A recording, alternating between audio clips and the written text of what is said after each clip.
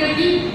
हर व्यक्ति जिंदगी को जीता है, किंतु समाधि के साथ, मध्यस्थता के साथ कैसे जीवन को जी सकते हैं और जीवन का आनंद ले सकते हैं। बंधु, केवल सांस आना और जाना कोई जिंदगी नहीं है। यदि जिंदगी में कुछ करना है तो अपने जीवन के कुछ ऐसे सूत्रों को धारण करना होगा, तभी हम आनंद की जिंदगी जी पाएंगे, तभी हम मध्यस्थ रह पाएंगे, तभी हम समाधिस्थ रह पाएंगे। क्योंकि समाधि के अनेक अर्थ हो सकते हैं। बंधुओं, एक व्यक्ति बाहर की यात्रा करता है और एक व्यक्ति भीतर की यात्रा करता है। दोनों ही यात्रा है। जब आप बाहर की यात्रा करते हैं तो आपको साधन चाहिए, गाड़ी, फ्लाइट, कार, कुछ भी साधन हो सकते हैं। उस साधन के द्वारा आप उस मंजिल तक पहुंच सकते हैं। किंतु जब व्यक्ति समाधिस्थ रहना चाहता है और अंतर यात्रा करता है तो अंतर यात्रा के भी कुछ साधन है। उस साधन के साथ यदि व्यक्ति जुड़ता है तो वहाँ जिंदगी हो सकती है, जिंदगी सुख में हो सकती है, जिंदगी आनंद में हो सकती है और समाधि जिंदगी के सूत्र हो सकते हैं। हम ध्यान की साधना करें, हम भीतर जाए, भीतर को देखें, भीतर का अवलोकन करें, स्वयं से स्वयं की मुलाकात करें और भगवान महावीर ने सूत्र दिया था, आत्मा का साक्षात्कार कब होगा? जब हम इस पहाड़ी दुनिया से हटेंगे, तब ही व्यक्ति भीतर जाकर अध्यात्म की चेतना को जागृत करेगा। किंतु बंधुओं, केवल हम यही देखते हैं, पार की दुनिया में जी रहे हैं, पार ही जा रहे हैं और पार को ही देख रहे हैं। किंतु जरूरी है पार को देखते हुए भी अपनी इस लाइफ को सहजता से जीवन जीना है, सरलता से जीवन जीना है, निर्लिप्त होकर जीवन जीना है, तभी आप समाधिस्थ रह पाएंगे। कई बार प्रश्न उठता है कि समाधि किसके लिए, समाधि किसके लिए? परिवार कहते हैं जो बुजुर्ग हो गए उनके लिए समाधि जरूरी है। बंधुओं, ऐसा नहीं है। हर व्यक्ति के लिए समाधि जरूरी है। हर व्यक्ति के लिए चित्त में शांति जरूरी है, चित्त में आनंद की प्रसन्नता जरूरी है। इसीलिए ये शिविर रखे जाते हैं, ऐसी प्रेरणा दी जाती है कि हम समाधिस्थ रहकर जीवन को सही ढंग से जीना सीख सके, खुद भी जिए, आसपास वालों को जीवन जीने के गुण सिखा सकते हैं। तो आइए आज के इस कार्यक्रम को प्रारंभ करूं। महिला मंडल उत्तरी दिल्ली ने समाधि चित्त समाधि शिविर का आयोजन किया है और हर व्यक्ति प्रसन्न रहना चाहता है, जिंदगी में खुशहाल रहना चाहते हैं। तो ऐसे अनेक गुण आपको प्राप्त होने वाले हैं श्री जी के द्वारा, साथियों के द्वारा। तो आइए आज के इस मंगल में वादा करके मंगल संगार के साथ आह्वान करना चाहूंगी उत्तरी महिला मंडल की बहनें। मंगल संगार के साथ प्रस्तुत है उत्तरी महिला मंडल।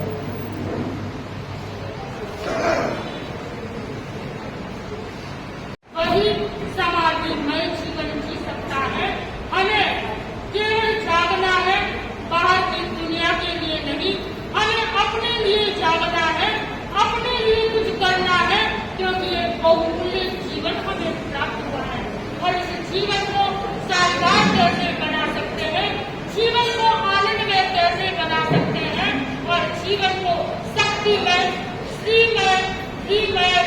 कैसे बना सकते हैं? इन शक्तियों को भी हमें जागृत करना है।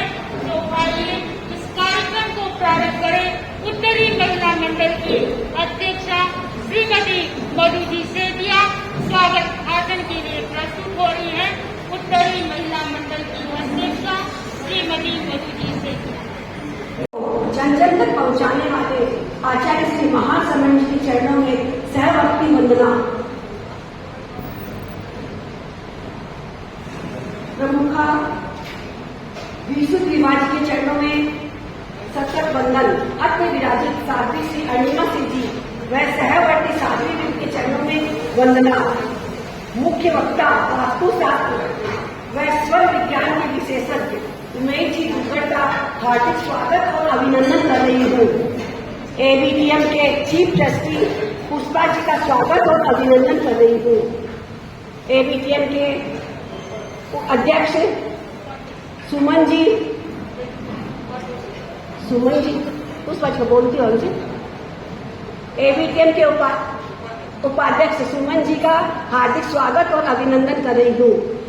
सभी संस्था के अध्यक्ष और पदाधिकारीगण का हार्दिक स्वागत और अभिनंदन। धर्म प्रेमी भाई और बहनों, इस चित समाधि शिविर में आपका हार्दिक स्वागत और अभिनंदन। सभी से सादर जय जिनेन्द्र। हर महीने नारी लोक में प्रोग्राम आते हैं, उसमें एक प्रोग्राम अभी आया है चित समाधि शिविर वहाँ जिंदगी। इसका चित समाधि शिविर जो चित समाधि शिविर हमारे भीतर ही है। कहना सीखो सहना सीखो, कहना सीखो सहना सीखो।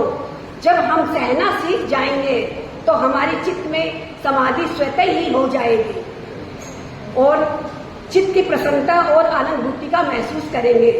कैसे पाएं आत्मा का वास्तविक आनंद, ये हम सुनेंगे प्रबुद्ध अनिमा सिंह जी से। अशोक जी, हीरा जी, अरुण जी और ममता जी संचेती का मैं हार्दिक स्वागत और अभिनंदन करती हूँ, जिन्होंने आज के प्रोग्राम में अनुदान देकर हमें अनुग्रहित किया। ओम अरहम। को धारण करना चाहिए कि हमेशा फूलों की तरह महकना चाहिए, फूलों की तरह खिलना चाहिए और खुशबू की तरह बिखरना चाहिए, ताकि कभी भी असमाधि न हो। चारों ओर समाधि से रह सकता है यदि व्यक्ति खिलना सीख जाए, मुस्कुराना सीख जाए और व्यक्ति सहज बनना सीख जाए तो हम कैसे बनेंगे? मेरा निवेदन सात्विक कालिका सूची माता।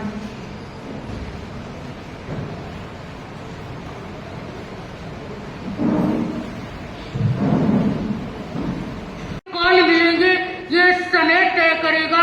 जिंदगी में आप किससे मिलेंगे ये आपका दिल तय करेगा और जिंदगी में आप किसके दिल में बसोगे ये आपका व्यवहार काम करेगा। यदि हमारा व्यवहार अच्छा है, हमारी शालीनता है, तो हम जिंदगी में हर दिल में बस सकते हैं। तो जिंदगी ऐसी ही जीनी चाहिए कि हम हर व्यक्ति के दिल में हम बस सके, तभी हमारे जीवन को आनंदमय और शानदार ढंग से जी सकते हैं। तो हम अपनी जिंदगी को कैसे जिए? मेरा निवेदन डॉक्टर साध्वी सुधा प्रभात। और जो व्यक्ति जीवन में इन सूत्रों को धार देता है तो समाधिस्थ हो सकता है। तो अनेक चर्चा होगी और हो रही है, लेकिन कुछ सूत्रों को धारण करके जाना है। तो आइए आगे के लिए मैं आह्वान करना चाहती हूँ अखिल भारतीय महिला मंडल की चीफ ट्रस्टी श्रीमती पुष्पा जी बेंगानी अपने भावों की प्रस्तुति के साथ प्रस्तुत है। पुष्पा जी बेंगानी। वंदन। ज्योतिर्धन आचार्य भवन के श्री चरणों में वंदन। वत्सल्य साध्वी प्रमुखा श्री जी के श्री चरणों में वंदना। मेरा भाव भरा वंदन प्रबुद्ध साध्वी श्री अनिमा श्री जी एवं विराजित सर्वचारित्रात्माओं के श्री चरणों में वंदना। उपस्थित धर्म प्रेमी भाइयों और बहनों, आज का विषय है चित समाधि शिविर। चित समाधि वाह जिंदगी। सचमुच जीवन के 4 क्रम बताए गए हैं। पहला क्रम है बाल्यावस्था या किशोरावस्था का, दूसरा क्रम है युवा अवस्था, जो तीसरा क्रम हमारा शुरू होता है वह है अवस्था प्रौढ़ अवस्था। मैं वृद्धावस्था की भी बात नहीं कर रही हूँ, और 50 वर्ष भी यद्यपि प्रौढ़ में आते हैं, लेकिन मैं उससे आगे की जिंदगी की बात कर रही हूँ।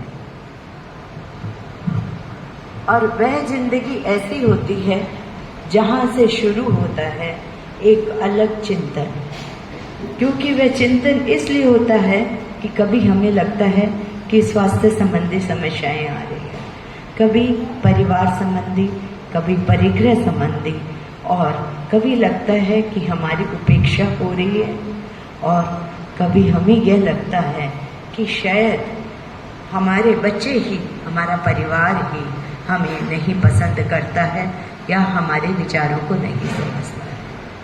युग परिवर्तन के साथ यह आहट बनने लगती है। पहले कहा जाता था कि 10 साल बाद युग परिवर्तन होता है, लेकिन आज का युग परिवर्तन 1-2 साल का हो गया है, और उस परिवर्तन के साथ साथ हमारी जो समस्याएं हैं वह भी अलग रूप में बढ़ती जा रही है। आचार्य महाप्रज्ञ जी ने एक गीत लिखा था, मिले जब जीवन में आनंद। यह चित्त समाधि भी आनंद की ही एक अनुभूति है कि हम जीवन भर कैसे आनंद को प्राप्त करें। कहते हैं बचपन तो खेलने में बीत जाता है और पढ़ने में, युवा अवस्था अपनी गृह गृहस्थी को जमाने में बीत जाती है, और या कहें कि एक अलग उत्साह होता है जीवन का। पता नहीं कितनी कल्पनाओं के साथ हम जीवन जीने की संकल्प करते हैं कि हम जीवन को ऐसा बनाएंगे, लेकिन जैसे ही उम्र ढलती है वैसे ही हमारी सारी कल्पनाएं, सारे सपने धीरे धीरे परिपक्वता के साथ, अनुभव के साथ एक सबक सिखाते हैं कि अब हमें जीवन किस प्रकार जीना है। तो चित्त समाधि शिविर है उसकी पूर्व तैयारी। यह एक ऐसी तैयारी है जो सचमुच, जैसा साध्वी श्री जी ने फरमाया कि वाह जिंदगी कैसे करें, और उन्होंने जो सूत्र दिए वो सचमुच अद्भुत है कि ऐसे ही यदि सूत्र हम अपनाएं तो हम अपनी जिंदगी को आनंदमय बना सकते हैं। 50 साल हमने आनंद से बिता लिए क्योंकि हम में शक्ति थी। 50 साल के बाद धीरे धीरे जैसे जैसे स्वास्थ्य में, इंद्रियों में क्षीणता आती है, वैसे वैसे हमें कुछ चिंताएं सताती है, और वह चिंताएं इसीलिए सताती है कि हम दूसरों से अपेक्षाएं अधिक रखते हैं। अपनी जिंदगी को जब तक हम उपयोगी नहीं बनाएंगे तब तक हमारे जिंदगी में वह जिंदगी हो नहीं सकती। और उपयोगी बनाने के लिए एक और हमें अपने आत्मा की ओर देखना होगा, धर्म की ओर देखना होगा। यहाँ हमारी जो बहनें बैठी हैं वो नित्य प्रति आध्यात्मिकता के साथ ओतप्रोत हो रही है, क्योंकि हमें सानिध्य मिलता है हमारी ऐसे चारित्र आत्माओं का जहाँ से हमें अपने जीवन को सुखमय जीवन बनाने की प्रेरणा प्राप्त होती है। तो इस सानिध्य को प्राप्त करके हम बाहर जिंदगी कर सकते हैं, पर उसके साथ साथ आवश्यकता होती है, जैसा कि कहा, कहना सीखे, सहना सीखे और अपने घर में रहना सीखे। अपने घर में रहना यानी अपने परिवार को अपना बनाना सीखे। जो अपने परिवार को अपना बना लेता है, अनेकांत का जीवन जी लेता है और अनाग्रह वृत्ति के साथ में अपने बच्चों की और बड़ों की सारी अपेक्षाओं को और सारे चिंतन को, सारी कल्पनाओं को समझ के उसके अनुरूप अपने को ढाल लेता है, वह अपनी जिंदगी को वह जिंदगी बना लेता है। इसीलिए जब मैं राजीमती जी मास्टर महाराज की एक किताब पढ़ रही थी, जीना चित्त समाधि में, तो कैसे जिए, तो उसमें एक उनका पद्य था। वह पद्य मैं आज आपके सामने प्रस्तुत कर रही हूँ।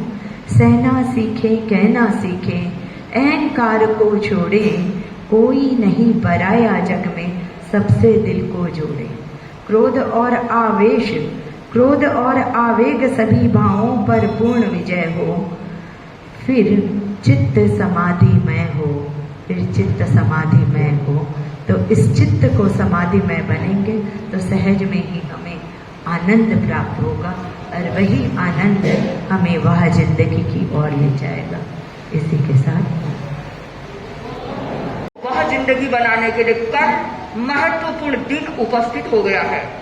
इन 9 दिनों में, इन 8 दिनों में हम आत्म साधना करके अपनी जिंदगी को शानदार बना सकते हैं, कुछ प्राप्त कर सकते हैं। और परम श्रद्धास्पद पूज्य आचार्य प्रवर ने महती कृपा कर इस बार खिलौनी देवी धर्मशाला पीतमपुरा में श्रद्धेय साध्वी वरा का चातुर्मास प्रदान किया है। हमारी पीतमपुरा सभा, हमारे चौखले की पूरी सभाएं, चाहे पीतमपुरा सभा है, चाहे शालीमार सभा है, चाहे मानसरोवर गार्डन है, चाहे त्रिनगर जो नई सभा बनी है, उत्तर मध्य सभा है, चाहे हमारे कीर्ति नगर का समाज है, पूरा मुस्तैदी के साथ हमें ऐसा लगता है अब वो उस महापर्व की अगवानी के लिए तैयार हो गया है। बंधुओं, इन 8 दिनों में हमें अखंड जप भी करना है, बड़ा महत्वपूर्ण अनुष्ठान है। तो सारे लोग उसमें अपनी जिम्मेदारी समझेंगे और आगे से आगे उत्साह के साथ सबको भाग लेना है। बंधुओं, ज्यादा 8 दिन नहीं करना है। आप लोगों के लिए तो एक दिन ही हिस्से में आया है। पहले तो हमने देखा था जब हम छोटे थे 8 दिन तक एक व्यक्ति को, जैसे मैंने नाम लिखा दिया 8 से 9 है तो 8 दिन मुझे ही करना है। लेकिन आजकल वो सिचुएशन नहीं है, एक दिन आपके हिस्से में आया है तो बढ़ चढ़ करके भाग ले। अगर कोई नहीं हो तो ऐसा रखे कि मैं 4 घंटा 5 घंटा जब कर लूंगा, क्या फर्क पड़ने वाला है। तो बंधुओं, हर व्यक्ति उस ज्यादा से ज्यादा एक स्वस्थ प्रतिस्पर्धा रहनी चाहिए कि मेरे क्षेत्र की सामायिक ज्यादा होनी चाहिए। बंधुओं, यद्यपि प्रतियोगिता नहीं करना है लेकिन एक उत्साह तो रहना चाहिए। आजकल पीतमपुरा है, परसों त्रिनगर है, फिर शालीमार बाग है, फिर मानसरोवर है, फिर कीर्ति नगर है, फिर उत्तर मध्य है। तो हर बढ़ चढ़ के आना चाहिए। मेरे क्षेत्र से गौरव के साथ कहे इतनी सामायिक भी वो कब होगी जब सब लोग, पूरे अध्यक्ष मंत्री का दायित्व नहीं है, हर व्यक्ति का दायित्व है कि वो यहाँ आए और अखंड जप में अपनी आहुति प्रदान करे। तो कल के जप का क्रम रहेगा पीतमपुरा सभा का रात्रि 6 बजे से सुबह 6 बजे तक, और पीतमपुरा महिला समाज का रहेगा कल सुबह 6 बजे से लेकर शाम 6 बजे तक। तो ज्यादा से ज्यादा सामायिक होनी चाहिए। ये पर्यूषण का पत्रक भी भाई जोगेंद्र जी जैन जो त्रिनगर के हैं, बड़े उत्साह के साथ, बड़ी जागरूकता के साथ और जल्दी के साथ इस पत्रक को तैयार किया है। पीतमपुरा सभा ने तैयार करवाया है। तो ये पत्रक भी आ गए हैं, आप यहाँ से ले सकते हैं। सारे कार्यक्रमों की जानकारी इसमें दी गई है। मैं कहना चाहूंगी कल का हमारा प्रारंभ रहेगा और रात्रि में भी विशेष कार्यक्रम होने वाले हैं। प्रतिक्रमण का समय रहेगा शाम को 6:30 बजे, गुरु वंदना और प्रतिक्रमण का। इन 8 दिनों में प्रतिक्रमण अवश्य होना चाहिए। बंधुओं, घर में तो सब करते हैं लेकिन साधु साधियों के सानिध्य में अगर भवन में प्रतिक्रमण किया जाता है तो उस आभा मंडल का डबल लाभ होता है। तो मैं भाई बहनों से कहना था जो ये कहते हैं हम तो घर में ही कर लेंगे, घर में तो रोज ही रहते हो, तो ये 8 दिनों में तो साधु संतों के सानिध्य में रहकर प्रतिक्रमण करें। और उसके बाद में साध्वी श्री जी के द्वारा महत्वपूर्ण कार्यक्रम होगा। और कल रात्रि में एक विशेष अनुष्ठान रखा गया है, नवग्रह शांति जप अनुष्ठान। बड़ा महत्वपूर्ण अनुष्ठान है, नवगंठी नवग्रह जप शांति अनुष्ठान। और बंधुओं, मैं विशेष कहना चाहती हूँ कल जो भी बहनें हैं वो नीले रंग की साड़ी का उपयोग कर सकती है। बहनों के लिए नीले रंग की साड़ी और भाइयों के लिए नीले रंग की शर्ट टी शर्ट जो भी हो सकती है। और एक नया नीले रंग का रुमाल अवश्य रहे। और यहाँ पर सभा की ओर से धागों की व्यवस्था भी रहेगी और उसके साथ उसका यंत्र भी रहेगा। वो यंत्र और वो धागा यहाँ काउंटर से लेकर के आपको अंदर आना है। कल शाम 8 बजे ज्यादा से ज्यादा भाई बहन उसमें भागी बने। ओम नमः। और अब मुख्य वक्ता जिन्होंने अनेकों ने, मुझे लगता है सैकड़ों क्लासें दी है, और आज या मुझे लगता है शायद पहली बार श्रद्धेय साध्वी श्री जी के सानिध्य में उपस्थित हो रहे हैं अपनी रोचक जानकारी के साथ।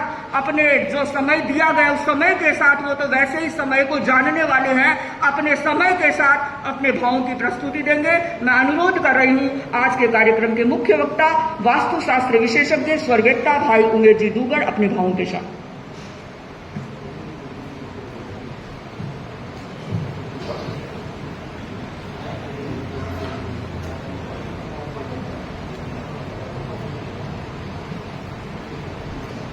को प्राप्त कर पाएंगे। बंधुओं, मन को प्रसन्न रखना है, भावों को शुद्ध रखना है और शरीर को स्वस्थ रखना है, तभी हम समाधिस्थ हो जाएंगे। और मेरा अब आवाज अखिल भारतीय महिला मंडल की उपाध्यक्षा श्रीमती सुमन जी अपने भावों के साथ प्रस्तुत है। सुमन जी नाम। नमन।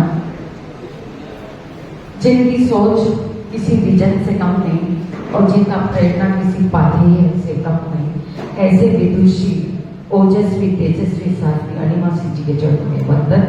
विराजित चारित्रात्माओं के चरणों में नमन। उपस्थित श्रावक एवं श्राविका परिवार, समय बहुत हो गया और ऐसे लग रहा है कि महाराज का सुनने के लिए उसके बाद किसी की आवश्यकता नहीं है, ऐसी सदन की और ऐसी सबकी इच्छा होती है। लेकिन फिर भी दो शब्द, आज जो चित्त समाधि शिविर का आयोजन किया जा रहा है उसके लिए मैं यही कहूंगी कि चित्त समाधि के अखिल भारतीय तेरापंथ महिला मंडल के द्वारा ये समय समय पर ये कार्यक्रम आयोजित करने के लिए दिया जाता है और विशेषकर उन बहनों के लिए, उन भाइयों के लिए दिया जाता है जो 60 वर्ष से ऊपर की आयु की ओर वो बढ़ रहे हैं। उनकी चित्त में समाधि कैसे हम लोग रख सकते हैं, इसके लिए इन शिविरों का आयोजन किया जाता है। तो चित्त समाधि के लिए महाराज जितना अध्यात्म का, त्याग का, संयम का मोल है, उतना ही चित्त समाधि में हमारे परिवार के सदस्यों का भी रोल होता है। इस तरह के आयोजनों हेतु महाराज आप स्वीकृति देते हैं, इसके लिए आपकी कृतज्ञता आपके प्रति ज्ञापित करती हूँ। और तेरापंथ महिला मंडल उत्तरी दिल्ली की अध्यक्षा मधु जी और पूरी टीम को बधाई देना चाहती हूँ कि एक से एक सुंदर कार्यक्रम, उपयोगी कार्यक्रम आप साध्वी श्री जी के सानिध्य में आयोजित कर रहे हैं, इसलिए उनको बहुत बहुत बधाई। महाराज आज के इस परिप्रेक्ष्य में चित्त समाधि की, ऐसे तो दशकों से ये शिविरों का आयोजन होता जा रहा है, लेकिन आज के परिप्रेक्ष्य में बहुत जरूरी हो गया है। आज जो अभिभावकों की आज जो इस ओर उम्र की ओर जो ढल रहे हैं, उनकी उपेक्षा हो रही है आज परिवारों में, उनकी ठीक से सार संभाल नहीं हो रही है, उनकी चित्त समाधि में हम सहयोगी नहीं बन रहे हैं। ये एक बहुत बड़ी समस्या आज हमारे सामने आ रही है। सामंजस्य की कहानी, प्रेम की कहानी, यदि राम की जीवन की कहानी से सुने तो हम लोग बहुत कुछ, यदि पीछे जाकर हम लोग मुड़ के यदि बार बार उसका अनुसरण करें इतिहास का, तो आज जो हालात हो रही है शायद वो हालात से हम लोग बच सकते हैं। दशरथ ने राम से कहा था कि राम, 2 मिनट, दशरथ ने राम से कहा था कि राम, मैं जो तुम्हें जो तुम्हारे पास ये राम राज्य के अभिषेक के लिए जो बाध्यता मैंने मेरे द्वारा तुम्हें मिली है, तुम सेनापति हो और तुम अपनी सेना को ये आदेश दे सकते हो कि दशरथ को बंदी बनाकर जेल में रख दो, तुम्हें अपने उस प्रण से भी उन्हीन हो जाऊंगा और तुम्हें राम राज्य मिल जाएगा। इधर लक्ष्मण कहता है अपने भाई को, भाई आप ही तो बार बार कहते हो अत्याचार को सहन नहीं करना चाहिए, आपके हाथ में तीर है, धनुष्मान आप कंधे पर लिए फिरते हैं, फिर भी अत्याचार को सहन करते हैं। तो राम बड़ी मार्मिकता से उत्तर देता है कि लक्ष्मण, क्या उस एक माँ पर तीर चलाऊं जिसके गोद में मैं सोकर एक सुनहरे सपने देखता था? क्या उस पिता पर मैं तीर चलाऊं जिसने कंघी करते करते सफेद बाल को देखकर गुरु वशिष्ठ के पास जाते हैं और कहते हैं अब राज्य अभिषेक का समय आ गया है, राम को राज्य देने का समय आ गया है। क्या उस भरत भाई पर तीर चलाऊं जो पाप उसके दरवाजे पर आते ही डर रहा है? ऐसी बातें करने पर आज विडंबना है। आज एक सीरियल में 3 बहुएं दिखाई जाती है और तीनों बहुएं रात भर षड्यंत्र करती है कि सासू अब बुजुर्ग हो गई है, माई तो बुजुर्ग हो गए हैं, हमारे हिस्से में आने वाला सोना और चांदी उनसे कैसे हड़प लें, हमारी संपत्ति पर साइन कराकर कैसे अपने अधिकार की सीमा पे ले लें। आज ये बहुत चिंतनीय विषय हो गई है। उनकी समाधि में बहुत बड़े बाधक हम बन रहे हैं, बहुत स्वार्थमय जीवन हम बिता रहे हैं। आज की तीनों युवा पीढ़ी यहाँ बैठी है, बच्चे युवा पीढ़ी भी बैठी है, मध्यम वर्ग वाले बैठे हैं और बुजुर्ग भी बैठे हैं। ये तीनों के लिए एक प्रेरणा है महाराज। ये पाश्चात्य की हवा ऐसी आ रही है जिसके अंधेरों से हम भरे जा रहे हैं और सब कुछ लुटा रहे हैं। अंग्रेज आए थे हमारे भारत से, हीरा लूट के ले गए, मोती लूट के ले गए, शिक्षा लूट के ले गए, तकनीकी लूट के ले गए और बचा था हमारे पास हमारा संस्कार और हमारे परिवार। आज उसको भी अपने अंत में लुटा के ले जाने के लिए तैयार है। कुछ समय पहले महाराज अभी मैं केंद्र से आई और एक साधु महाराज की सेवा कर रही थी, तो उन्होंने कहा आज के अपने परिवारों के हालात देखो कि एक मेरे भतीजे के लिए एक लड़की देखी गई और मेरे भतीजे से 4 प्रश्न उस लड़की ने पूछा कि बताओ मैं 4 प्रश्न तुम्हें पूछती हूँ, उसके बाद मैं हाँ भरूंगी, तुमसे शादी करनी है या नहीं करनी है। पहला प्रश्न था तुम्हारा पैकेज कितना है, दूसरा प्रश्न था घर में नौकर कितने हैं, तीसरा प्रश्न था घर में गाड़ियां कितनी हैं और चौथा प्रश्न हम सबके दिलों को झकझोरने वाला है, वो था आपके घर में डस्टबिन कितने हैं। आज उस लड़के ने बड़े सहजता के साथ कहा कि हमारे घर में हमारे 4 रूम और 4 डस्टबिन है। उसने कहा डस्टबिन का मतलब ये नहीं है, मेरा मतलब है घर में बुजुर्ग इतने आते। बहुत दुख होता है इसी सोच पर। आज मैं उन माताओं को आह्वान करती हूँ कि दोस्त उस बच्ची का नहीं है, क्योंकि जिस परिवार में हमारे अभिभावक रहते हैं, बुजुर्ग रहते हैं, वहाँ वो परिवार से आज का सबसे सुखी और आनंदित परिवार होता है। लेकिन विडंबना है जैसे ऐसी बच्चियों के भाव आते हैं, वहाँ पर सिर पर न तो दादा दादी का छाया रहता है और न नाना नानी का, वरना वो ऐसी बात कभी भी नहीं करती। हमें माताओं से आज से विनम्र अनुरोध करती हूँ, आज वो जिस दिशा में जा रहे हैं अपनी भावी पीढ़ी को ले जा रहे हैं, एक बार चिंतन करें उन पर। आज जितनी भी लड़कियां आज जितने तलाक होते हैं उसमें यदि हम लोग सर्च करते हैं तो उसमें अधिकतर 95% माँ का हाथ होता है, पिता का हाथ नहीं होता है। माता है उन्हें पल पल की खबर चाहिए, सुबह उठते ही माताएं फोन लगाती है, बहू बेटी तेरे को आज खाना बनाना पड़ा है, तेरे को नाश्ता बनाना पड़ा है, क्या तू कौन सा कपड़ा पहनी है, तू कहाँ जा रही। इतना हस्तक्षेप माता का अच्छा नहीं है। जिस माता का हस्तक्षेप उस घर में होगा वो परिवार कभी सुखी नहीं होगा, उस परिवार के बुजुर्ग कभी भी सुखी नहीं रह सकते हैं। महाराज आज वृद्ध आश्रम के रास्ते निरंतर खुले जा रहे हैं। क्यों किसके हर माता चाहती है मेरी बेटी रानी बन के रहे, लेकिन वो सास ये नहीं, वो सास वही सास ये चाहती है कि मेरी बहू नौकरानी बन के रहे, कभी नहीं। ये आपसी सामंजस्य की बात है। माताएं, बुजुर्ग माताएं भी ध्यान लें कि वो बेटी अब चली गई, यही आपकी बेटी है, आपकी बेटी रानी बन के रहे और बहू नौकरानी। ये कभी भी ये संतुलन तब नहीं हो सकता है, कभी भी चित्त में समाधि आपकी नहीं रह सकती है।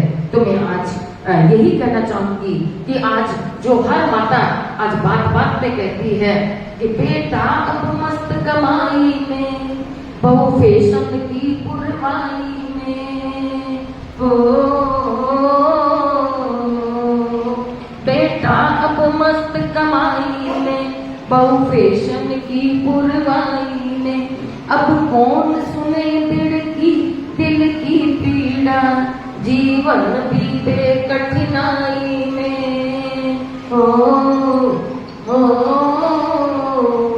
साध्वी अणिमा श्री जी दे समाधान, करे इस पर आप पुण्य विचार, रिश्ते जंजीरों की झीली अब टूट रहे कितने परिवार। ये छोटी छोटी बातें परिवारों को तोड़ रही है, हमें झकझोर रही है। आज उस पाश्चात्य की आंधी हमारे घर को लूट के ले जाए, हमारे संस्कार को लूट के ले जाए, उससे पहले हम सतर्क हो जाएं, जागरूक हो जाएं। विशेषकर तेरा पंथ समाज की माताओं से निवेदन है, आप अपनी बेटी को, अपने जाने वाली ससुराल में बेटी को वही शिक्षा दो कि जैसी मैं माँ हूँ वैसी वो माँ है। तुम उसी परिवेश में उसी तरह से रहना जैसा तेरे को सिखाया जाता है, जैसा तेरे को कहा जाता है। इसीलिए आज शिक्षा में तो आप बहुत ऊंची शिक्षा दे रहे हैं।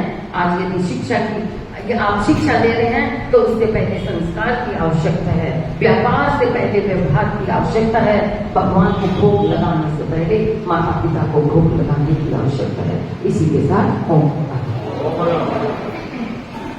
सम्मान करनी हमारी परंपरा है। और आज के हमारे मुख्य वक्ता श्री वास्तुशास्त्री श्रीमान उमेश जी दुग्गल का हम सम्मान करना चाहेंगे मोमेंटो के द्वारा, जिन्होंने आज हमें छोटे से समय में, जैसे कि साधु जी ने भी फरमाया, बहुत महत्वपूर्ण जानकारी दी। तो उसके लिए मैं हमारी ABTM की उपाध्यक्ष सुमन जी नाटा को और हमारी दिल्ली और यूपी प्रभारी मंजू जी भुतेरिया को, मधु जी सेठिया हमारी अध्यक्षा को, मनफूल जी बोथरा को एक बार आगे बुलाना चाहूंगी और सम्मान हेतु। मैं परिषद को बताना चाह रही हूँ 13 घंटे का जो जग चल रहा है, कल 30 तारीख को बाबूलाल जी अमित सुमित बेंगाड़ी के यहाँ नगर में 128 सामायिक, बाबूलाल जी ने 11 सामायिक की, उनकी धर्म पत्नी ने 15 सामायिक की, बाकी सब ने की। और हमारे पीपलपुरा के सभा अध्यक्ष लक्ष्मीपति भाई साहब को मैं आगे बुलाना चाहूंगी। एक मिनट सूचना दे देती हूँ। कल आज का जाप चल रहा है शोभा Vinod ji Duggal, engineers enclave 21 number पे उनका मकान है। तो जिनमें भी हो रहा है वो भाई बहन जरूर ध्यान दें। और कल से हमारे यहाँ नवकार मंत्र का अखंड जप प्रारंभ हो जाएगा। घरों में तो 13 घंटे चल रहा था और अब 24 घंटे वाला टाइम आ गया है। तैयारी रखे। ओम। हाँ, अब आपका। हाँ, उमेश जी आपको बुला रहे हैं। हाँ, हाँ, नहीं भारी है, थोड़ा सा दूरी तो ठीक है। हाँ,